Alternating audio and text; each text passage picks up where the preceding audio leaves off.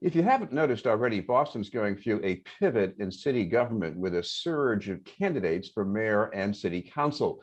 This results from political developments upstream, but it's also about political pipelines to the future.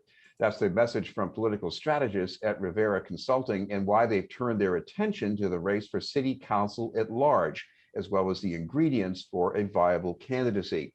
To unpack what they found is the group's senior strategic engagement consultant, Gina Christo. Thank you very much for being with us, Gina. Thanks so much for having me, Chris. Happy to be here. Gina, it's fair to say that the council races of all kinds have been overshadowed by the race for mayor, but especially for council candidates running at large. Why is this year so important? Well, as much as the mayor's race has taken up a lot of space, it's critical that we remember this competitive at-large race really will affect the trajectory of the city in the next decade. Since Ayanna Pressley won her historic seat on the at-large city council, the at-large in Boston City Council has been a real pipeline for women of color and people of color here in Boston. And this race is no different. We are about to see an entirely new council, people of color, women of color come and lead right behind a very historic mayoral election. So it's a big year.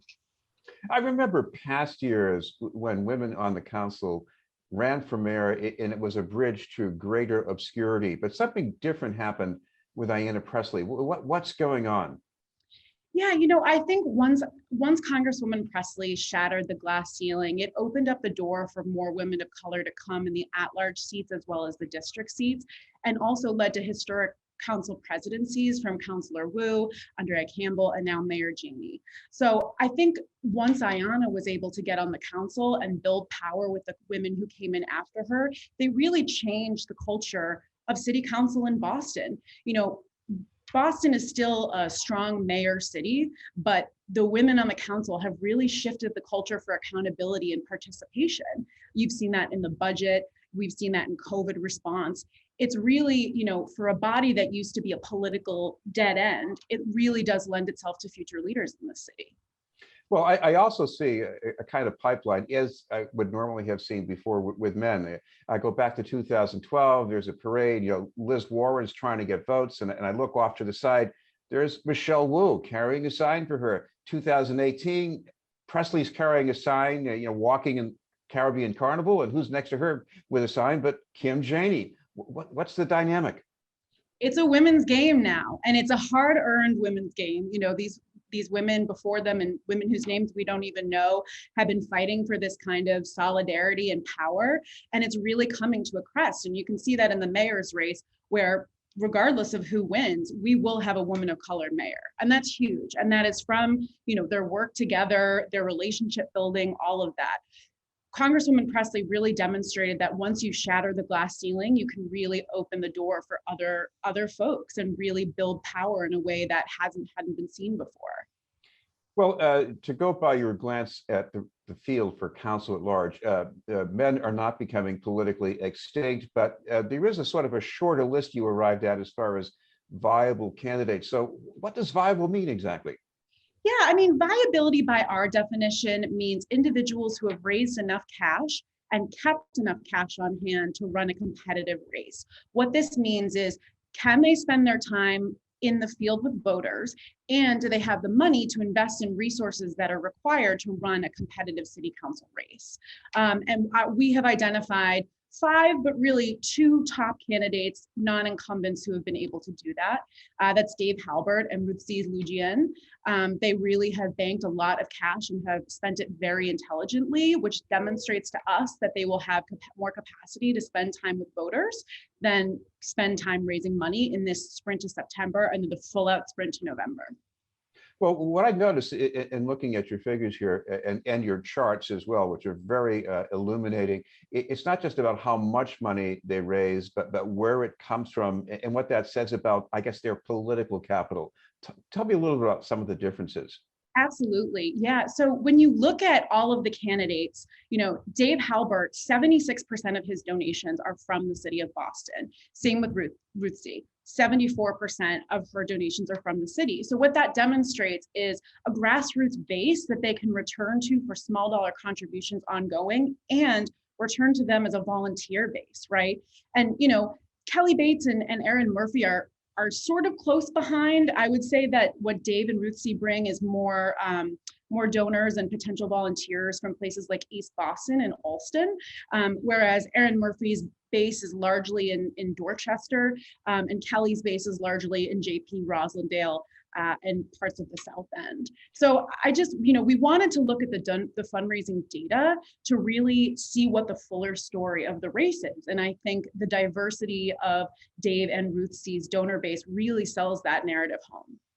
Right, and I know Erin Murphy doesn't do too badly, but when you look at the map, a lot of it's really clustered in one part of the city.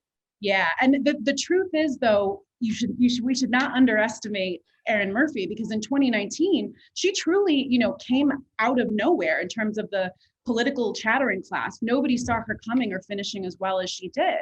And with Anissa sharing a base with her, it's very possible that Anissa could run a robust get out the vote operation that lends itself to Erin having a sneak attack victory.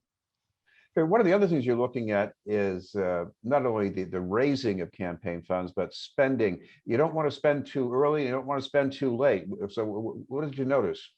Right. Well, the real moment we saw, the real breakout moment that we saw in May and June was where Alex Gray, Kelly Bates, and Erin Murphy pivoted to higher burn rates, which just means that instead of having a large, war chest to go into September and after September with, they're going to have to actively continue to raise money.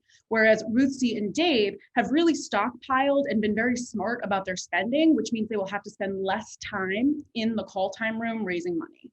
So, this at-large race is deeply competitive. It all comes back to who can talk to the voters most and use their time most effectively. And based on our expertise, we would say that Dave and Ruth C are the two people who are going to do that. I want to ask you about the size of the field and what that says, because there are 17, I think, running at large now. I think in the last time we changed mayors, which was in 2013, I think there were even more candidates. But in between, there was that one year where there were not enough candidates for a preliminary election, and one around in the clown suit. So what's been going on between those differences?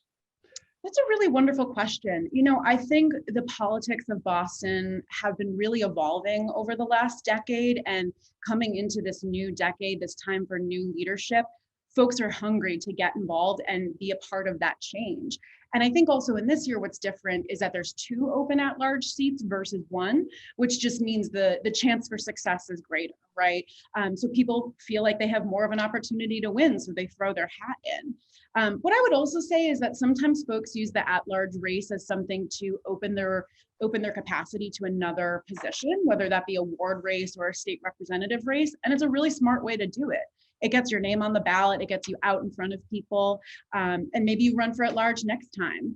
So I would say that that's sort of why the field is large, but I think this year it's the 2 open seats that are really having people come to run. Well, just finally, you mentioned there's always another round of campaign finance reports coming soon. And if people want some more updates from Rivera Consulting or yourself personally, any place that people should look for that?